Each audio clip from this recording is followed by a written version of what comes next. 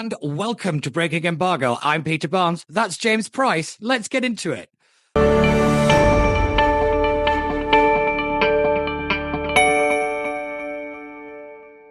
James, thank you so much for joining us today. It really does mean a lot. You're a man with a great amount of experience at probably one of the most challenging times for the Conservatives in a long time, realistically.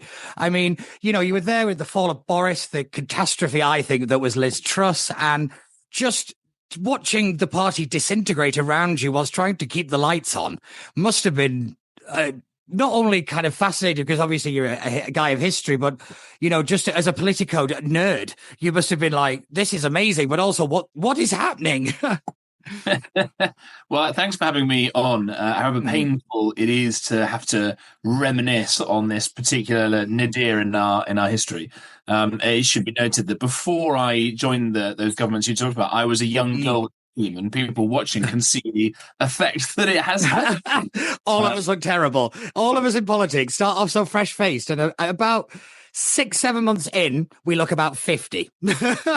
As Homer Simpson once said to his daughter Lisa, "Don't worry, darling, I remember when I used to believe in things as well," right? Yes, true. And that does typify a lot of it. So, I mean, I was there with Boris Johnson doing that general election campaign. I was leading one of the teams going around setting up all of the events for him, all of the stunts. When you see Boris in a fish market at 6 a.m. holding up a fish and doing a bit to camera, I was the poor sucker who picked out the particularly photogenic for him to use, right? It's all that kind of glamorous stuff. What a fantastic education, well used. Absolutely right. And you remember, of course, as good rule of politics, there are always plenty more fish in the sea.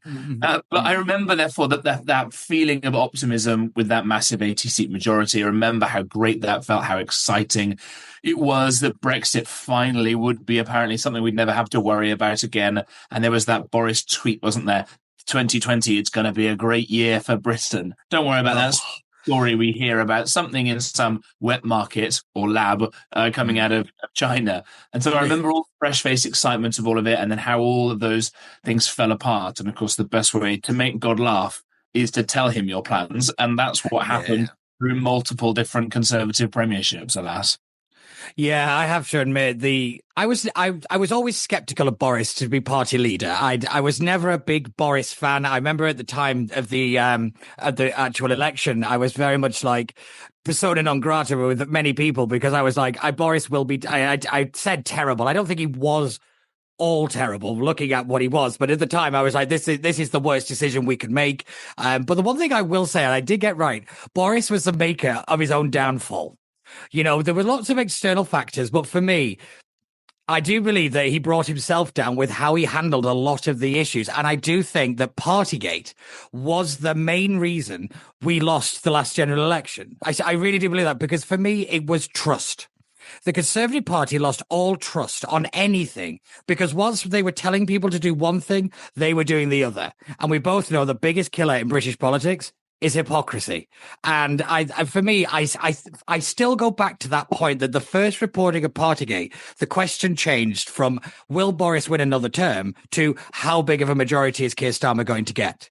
I remember having that very conversation with somebody, and I don't like to say that I predicted it correctly because I think there's a lot of other factors that have got into it. But as a kind of starting point, for me, that was the downfall of the Tories in reality. But where do you think the root cause might have been? As Adam Smith said, there's a great deal of ruin in a nation. He meant in an encouraging way that it would take an awful lot to sink a whole country. But the Conservative Party tested that hypothesis almost to destruction, I would say. I think the moment actually comes around that exact moment of victory that I mentioned, and everybody starts thinking, oh, it's great, another decade of Conservative rule, all of these things. Yeah. I'm afraid that I very much subscribe to the Dominic Cummings hypothesis on all of this, which was that the Conservatives were given this amazing opportunity, and some of the language in that campaign, lend me your vote, right? On this one time, even if you think the Tories are a bunch of insert expletives here, lend me your vote, which, by the way, should be how politicians campaign. Yes. But they hoisted themselves on their own future fortunes of that. And then Boris, I think, I agree again, took his foot off the accelerator, but I'd much rather be liked by, the Financial Times and the Fancy Pants lobby and all these sorts of things, than actually doing the long-term, difficult structural work that Britain so badly needed, and now, of course, needs even more. We won't necessarily have to go into all of that, but that sort of lack of seriousness of purpose and of direction is the real thing. Not to go too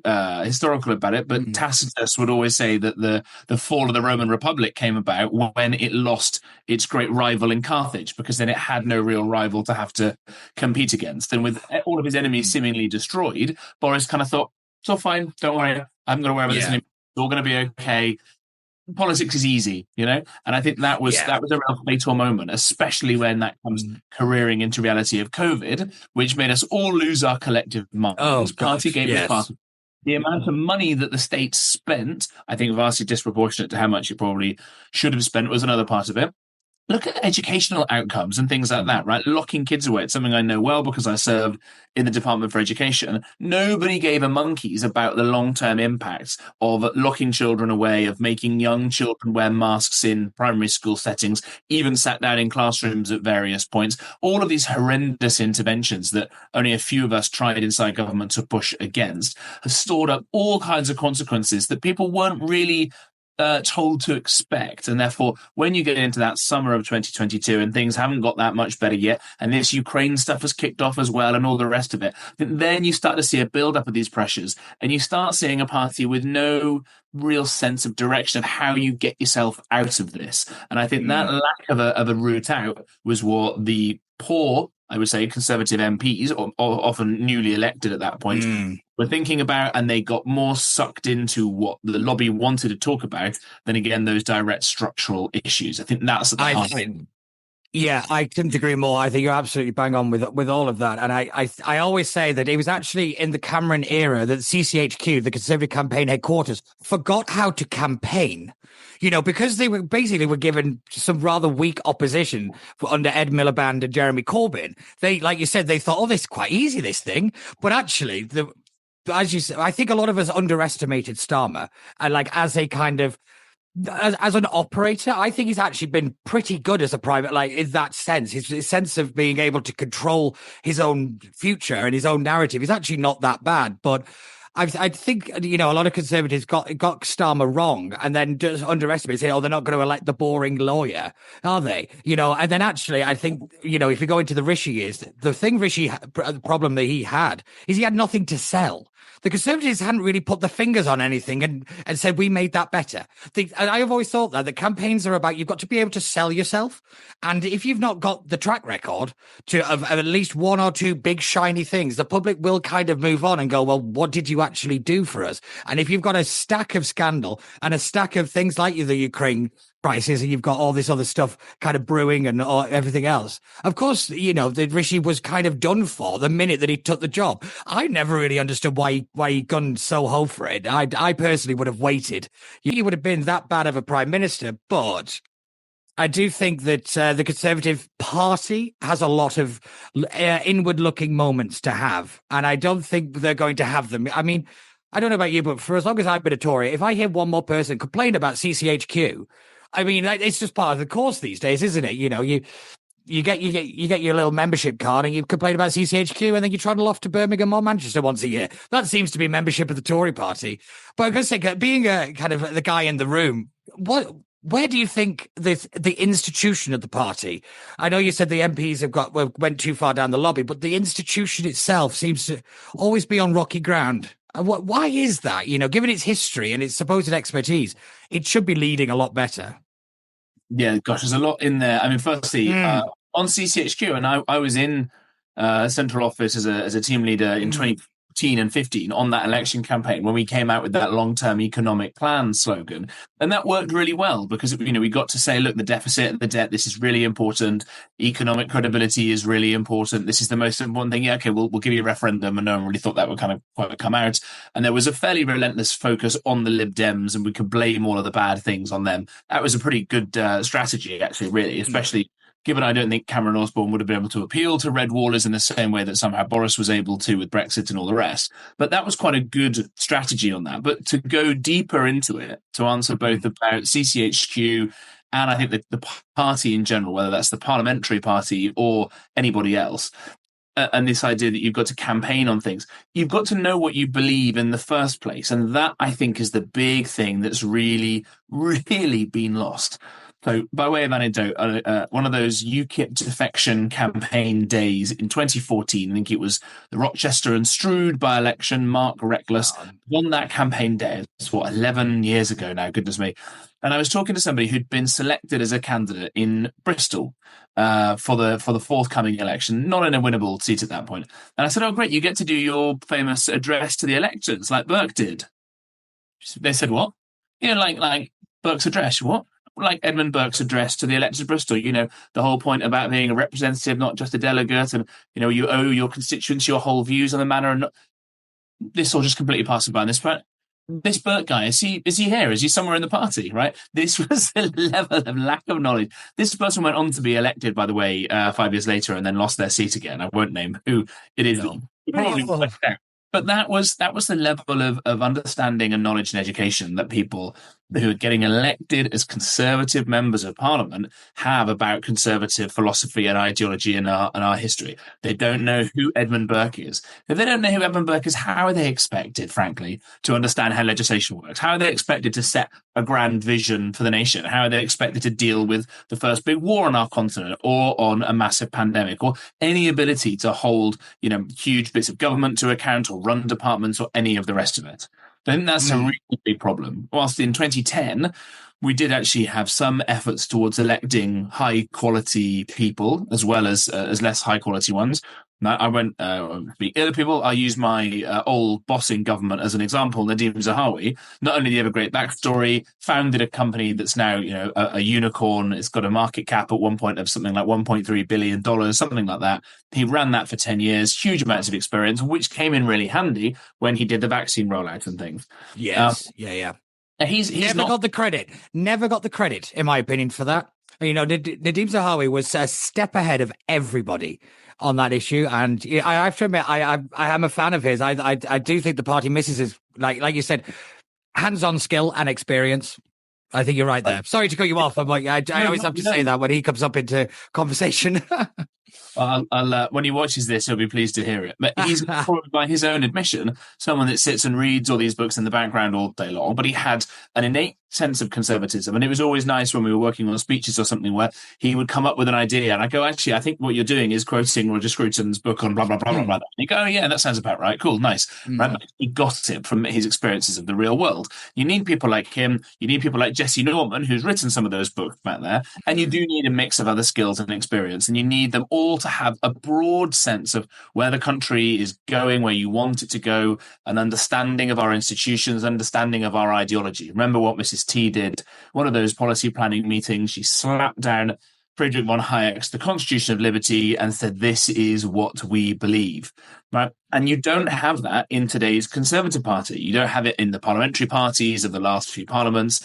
Don't have it probably actually in a lot of the base as well. And that's not really the fault of most people. It's probably the fault of people like me for not going around and trying to extol the virtues of this. It's probably the fault of think tanks that I've been associated with and others as well for not trying to do more of that with the grassroots. And that's why you end up perhaps selecting the wrong people or the wrong attributes when they come to exercising their right to vote for a new leader of the Conservative Party. So I think the rock, to answer your question in a very long-winded way, goes all the way back to that. Because if you've got a party, and I'll finish with this, that you've got very sound, smart people like John Redwood and stuff over here on the economics of it all, you've got good social conservatives like Danny Kruger who really know their onions. And over here, you've got some other people that we may want to name who are soaking wet Lib Dems, frankly, really. You can't have a party that holds together, especially when system that you've inherited. Now, we should talk about the system and then the blob and all the rest of it that makes this such a poisonous and almost terminal cocktail for the country, wants to empower these people, even though these people have got the wrong ideas. And therefore you end up talking tough, the stuff about the Suella Braverman talking right, and then the government would end up governing left. And that is an absolutely toxic, fatal combination. And I couldn't agree more on that, particularly with Suella Braverman, because I always got really irritated with a lot of the right-wing voices say they would now be the reform voices going, well, Suella's wonderful, she's brilliant, she's all this. And I'm like, well, what has she done? I'm much more of a kind of, the words are important, the rhetoric is important, the message is incredibly important. But I think the public, for me, has become a little bit more results driven, and they want to be able to see that you're doing something about an issue they care about. And I think this is one of my big problems, and I like you could broaden this out to talk about the blob, is it's so slow. It is painfully slow. I always say, if you've got to deal with Whitehall, take a good book, because that's how long you're going to be there. You could get through War and Peace twice by the time you actually get to the meeting. It's ridiculous at times. Like, I understand that government is slow because it's people's lives, it's livelihood, it's the economy, it's important things. Things should be double checked and triple checked, and perfect. I get that. Other bits, it seems very bureaucracy heavy. It seems very personnel heavy. And do you think it is possible, like Dominic Cummings wanted to trim the fat, to actually drain the swamp, as Donald Trump would say, to actually, get rid of the blob? I think it's absolutely imperative for the future of the United Kingdom of Great Britain and Northern Ireland to get rid of the blob in as many different ways as possible. But I think that's about the most fundamental thing that any new government will have to do. Just briefly on Suella, I don't know the ins and outs of what happened in those meetings between the Home Office and Number 10. I've got nothing against Suella personally. She was sacked for saying multiculturalism failed, and a few minutes later, you had a bunch of Hamas-supporting, terrorist-sympathizing scumbags out on the street outside the Israeli embassy cheering at the death and rape and mutilation of a bunch of Jewish people in another country. So I think she was bang on with that one. Yeah. And your point about delivery, when you have a disagreement between the Home Secretary and the Prime Minister, as there clearly was, in the scale of action that was needed to get the results that were clearly needed, not just for electoral success, but to keep the country safe and secure, you had that kind of disjunct. It's like trying to change engine in a manual car and trying to pull into the wrong gear or something. The camshaft just is not matching up properly. And that's what went wrong there, because Suella Braverman and Rishi Sunak had very different views on these things, and therefore government didn't work. And it goes back to my point about needing to have the same kind of ideology and the same beliefs in these. And Rishi Sunak not willing to do the steps that were needed on that. And everybody will remember that Robert Jenrick was put in as a Sunak loyalist in the Home Office to keep an eye on evil, mean, nasty Suella. What happened? Well, Rob got as radicalised as every other minister does. Yeah. What was it Mrs. Thatcher said? Went native? Well, I think he got... no, it's the opposite. He got red-pilled. Red-pilled, yeah. I suppose it is one of those things when you actually see the data and you actually see how the sausage is made. It is probably impossible not to get red-pilled, to suddenly realise that what people are saying is 100% correct when you're actually confronted with it. And it's not just images on a computer screen. It's your actual thing that you're dealing with. Whenever I've had to deal with the Home Office stuff, you do realize that actually there are a lot of bad people out there. It's not just, it is a terrible, terrible place. And we should all be very thankful that we live here. It's incredible to me. But yeah, when it comes to Rishi though, where did you stand on his wealth issue? Because it was a big factor. It was heavily played on by the Labour Party at the general election. And I did hear it a lot. I think that was one of the cut-throughs, quite high on the public's list. Did it ever bother you that, he could take a helicopter everywhere? Well, just quickly on that Home Office point, you're exactly right that if you spend all your days dealing with terrorists and rapists and murderers and illegal immigrants and all the rest of it, it's gonna turn even nice cuddly libertarians into quite hardcore types, which I saw happen with lots of pals, happen with Jenrick. And by the way, on Jenrick, I just a plug because I think he's a fantastic future of the Conservative movement. He was also put into that housing department and was radicalised by the housing crisis. That's true, actually, I believe his conversion on this, because every department he's been in, he's been brave enough to say the obvious truths. And part of that was Sunak's inability and unwillingness to leave the ECHR and to do the sorts of legislative mechanisms that were required to fix the problem. And of course, that speaks to that blog point as well. You can't get any of this stuff done.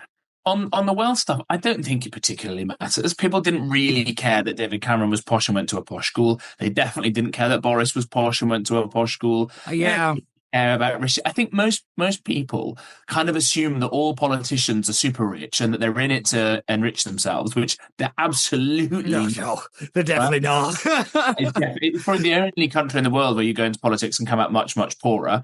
Because, in the United States, Nancy Pelosi on $200,000 a year has got a massive property empire. I wonder how she got that. Yeah. And it led Lee Kuan Yew, the founding prime minister of Singapore, to pay the prime minister himself at that time $1 million a year, and all the ministers in the cabinet something like 850,000 Singaporean dollars a year, something like that. Then he said, "Yeah, it's true. We've got the richest politicians in the world, but I can guarantee, sorry, we've got the best paid politicians in the world, but I can guarantee you they're not the richest, right? But I mean, they're not engorging themselves in the public teat. They're not doing corruption and the rest of it." And I think it was the Singaporean transport secretary a year or so ago who went to prison for taking. He did, yes, it was. F1, right? That's the kind of thing you need there. So, Rishi being rich, there would have been nothing unusual in previous centuries when MPs weren't paid at all, and it was people that they felt a deep stake in society were getting elected to go and do these things. I think Rishi's problem was that he was in his credit, right, the hardest working man possible, would be up at the Cracker Sparrows, working all night, didn't drink, so never suffered from the kind of hangovers that Pitt the Younger and everybody else would have suffered from, and did his absolute best and was clearly jolly smart and able to understand all the spreadsheets that the Treasury would give him and all the rest. If that guy is is unable to fix the kind of chronic problems in the system as the system was currently constituted, nobody's going to be able to do it, right? And yet he was unwilling to realize that he was going to have to smash up that system, to break it in certain ways, to leave the ECHR, to do a fundamental reforming of the way that the civil service operates, to scrap a load of judicial review powers, to do all of these things that the chattering classes would have gone, "Oh my, how terribly frightful," or whatever it was, right? They'd comforted himself by the fact that the jolly clever permanent secretaries and the directors inside the Treasury would go, "Oh, yeah, Sunak, he's jolly smart, isn't he? He's able to understand the pivot tables and the spreadsheet and all this kind of stuff." And that he comforted himself by knowing that he was very smart and hardworking, and yet was unable to do the fundamental root and branch changes that would have got rid of the blob and made the decent, accountable civil service that would have fixed our problems. That was his great flaw. Yeah, I suppose it's the failure to follow through on the creative destructionism kind of argument that, that you've got to destroy it to either save it or create something better in its place. But yeah, that's it's a really interesting point, actually, because I always think that the writing was on the wall when it came to whoever that was taking that job, because I think the main problem was more along the lines that, who was taking the flack for the failure of the policies, who was really going to be the one to carry the can, I suppose. But yeah, anyway, I could talk about this till we're blue in the face. We really, really could. But thank you so much for joining. And to get your thoughts on this has been brilliant. Thank you ever so much. Please do follow James. I know he's doing a lot of work over at Talk these days, aren't you? And at GB. So follow him on Twitter. I'll put all the details below. And we will catch you next time.